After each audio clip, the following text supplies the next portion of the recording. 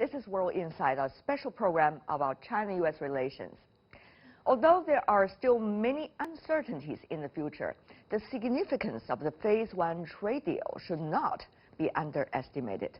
If the agreement is signed as planned, will it open the communication channels between China and the U.S. to rise above the current situation? Chen Dongxiao, president of the Shanghai Institute for International Relations, answered my questions.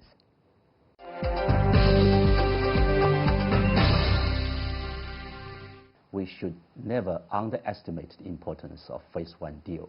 Explain, please. Number one, I think that this is the first time ever since the President Trump came to power, and when we talk about a new framework, a new architecture is emerging, governing the U.S.-China relationship. It's kind of a sea change, some people say. Whether we could still sit down in a negotiable way to deal with the differences. And this is the first phase. We try to explore the possibility, and we get it. And number two, I think after almost 20+ months of negotiation, the teams on both sides, they actually breached, I would not say eliminate those misunderstandings. There are still quite a number of misunderstandings, miscalculation.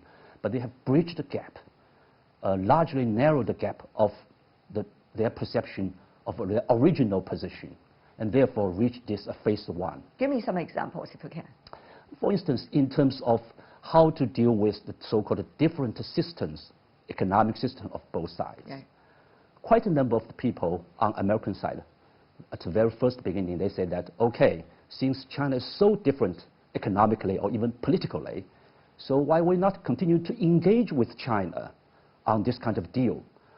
Rather, we'd better to just have separated them into totally different way, into totally different systems.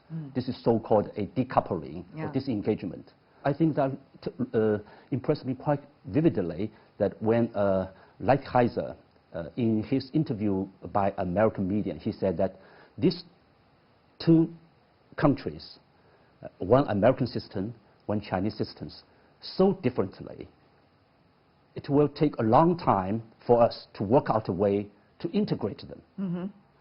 He used the word integrate them, which means that even if these two countries are so differently, politically, economically, but still those people working for a more stable relationship try to work out a way to reintegrate these two different systems. Is this over-interpretation, many would ask?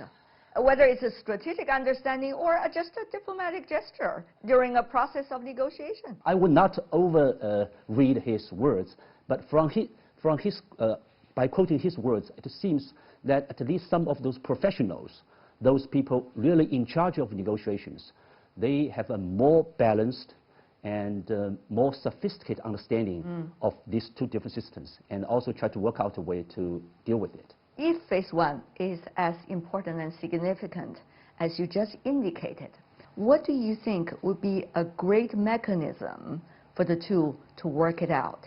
Big question is whether both sides would implement them in a faithful way. That's a big question. And faithful way sometimes is also up to interpretation. Yes. At different stages of the relationship. I think that those teams on both sides, they have worked quite professionally way, tried to eliminate those misreading. Blurred areas. Yes. So I think that compared with a couple of months ago, those kind of a misunderstanding or this kind of unable to implement it through those misreading will be largely narrowed. But of course, I would not rule out the possibility that maybe there's still some chance. But largely speaking, they have understand the difficulties. But the question is, from those statements from both sides, they have committed themselves to implement those Phase 1 deal. That's a very important and positive message. The implementation has a lot to do, of course, about the commitment to follow the promises. It also has a lot to do with both countries try to deal with their own challenges through different new ways. For example, changing the policy, for example, upgrading, for example, through innovation, through complying to the international standards, and the list goes on. So how much does that have to do with the internal negotiations within national borders between these two countries when it comes to implementation? Both sides have formed a very a professional team. Comprehensive team. And there are a quite big number of inter-agency coordination for those negotiations. And to my best knowledge, at least 30+ different ministries in China have been involved.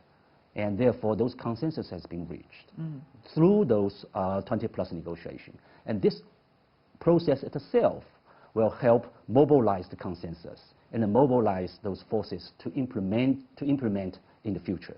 What if the other side go on their road further? Would that provide China with any space to still implement the promises of this trade negotiation if strategic relationship is falling to a certain degree? My understanding is that the process of negotiation itself on trade economic issues in this context of a sea change, political, geostrategically speaking, means that we can still try to work out in a separate way. Economic deal or economic track and the political security and some other track. So I think that this is a good, very good test. Overall, a geopolitical and economic situation is much more complicated. It will impede, it will provide a lot of uncertainties. But I think that this, again, I say that this 20+ months of negotiation itself have given us a lot of experience and also a certain of confidence that even under this sea change of political, geopolitical uncertainty and context. One could notice through your words, you're constructive in terms of your attitude about U.S.-China relations. But as you know, from the very beginning, even 40 years ago, there were those coming from both sides trying to suggest that there's going to be strategic competition, ideological competition, or even rivalry. So now, under the current circumstances, do you think you guys are losing ground to them? Do you think you're failing and they are winning? Sometimes myself and some of my colleagues always label me as a kind of a cautious optimistic, because I myself believe in that we are living in a totally different world today as 40 years ago or even 100 years ago. So if we just use those 100 years ago, all those manuals to continue to guide our bilateral relationship, it will fail.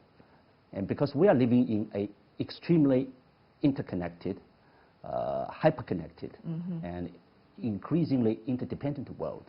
And I think more importantly, we are living in such a vulnerable or fragile international system.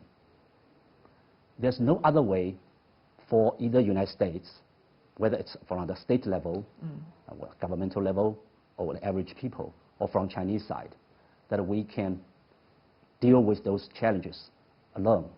So that's the reality. Immediate future, both sides need to have a certain degree of wisdom, probably a degree that they have never tested before. From the Chinese side, Professor Chen, what is that degree of wisdom to you? I think that sometimes we should keep our strategic patience.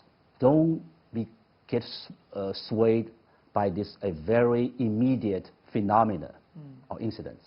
Is it still possible when social media is the norm, when everybody is trying to get what's next in the next half minutes or next half hour? This is the challenge. We would say that let's wait until the dust all settle down. But sometimes maybe that's maintained too long time, and it's very difficult for us to see through it. But you see that for the United States, U.S. is in a kind of internal transformation. To say the least. Yes. So lots of problems. It's an internal problem. And by United States, those politicians, statesmen, they try to outsource and they try to find scapegoat. We understand that. But there are also an internal debate within the U.S. They also have some, I would say, the reflection about what is wrong with the United States. So those people who say that the main problem is outside, is China, And those people say that, why not we just focus on ourselves? We should wait patiently to some extent to let them settle down, to let those debates go on. But at the same time, when I say that we maintain the strategic patience, it does not mean that we just sit idly. Because today, Chinese side, we have at least 50% of importance in shaping the bilateral trajectories.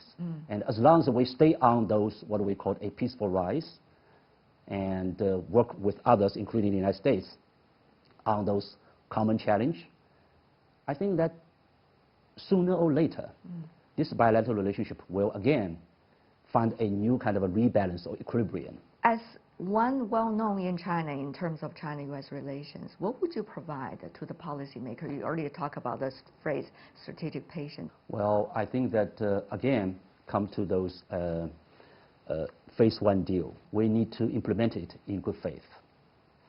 And we also need to encourage both sides to implement it in good faith and to give both sides the confidence. And secondly, let's try to, with those spirits of a constructive dialogue, to work on the second phase. And that will at least to give us the confidence and maintain those confidence that both sides can work out a way to try to recouple of these two relationships economically. And then it will again pave the way for a kind of a more broad picture that whether both sides, such different in politically speaking, can work out a balanced, workable way to stay together, live together, and even to grow together.